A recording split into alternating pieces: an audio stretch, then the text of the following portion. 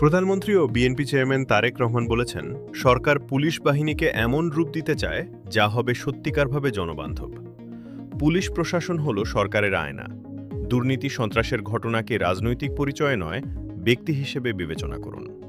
সোমবার ১১ মে জাতীয় পুলিশ সপ্তাহ ২০২৬ উপলক্ষে রাজধানীর তেজগাঁওয়ে প্রধানমন্ত্রীর কার্যালয়ে পুলিশ কর্মকর্তাদের সঙ্গে মতবিনিময় সভায় তিনি এসব কথা বলেন।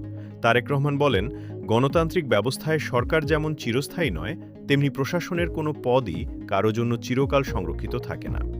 এটি অতীতেও বিভিন্ন সময় প্রমাণিত হয়েছে এবং পৃথিবীর সব দেশেও এটি প্রমাণিত। ঠিক একইভাবে জনপ্রশাসন কিংবা পুলিশ প্রশাসনের কোনো পদও কারো জন্যই চিরস্থায়ী নয়। তিনি বলেন, আইনশৃঙ্খলা বাহিনী যথাযথ চেষ্টা করলে সমৃদ্ধ ও স্বনির্ভর, নিরাপদ মানবিক বাংলাদেশ গড়ার পথে এক ধাপ এগিয়ে যাবে দেশ। পুলিশ সদস্যদের বহুমুখী দক্ষ হওয়া প্রয়োজন। পুলিশের যে কোনো জায়গায় কাজ করার মানসিকতা জরুরি। এ সময় পেশাদারত্বের সঙ্গে কোনো কম্প্রোমাইজ না করার আহ্বান জানান প্রধানমন্ত্রী।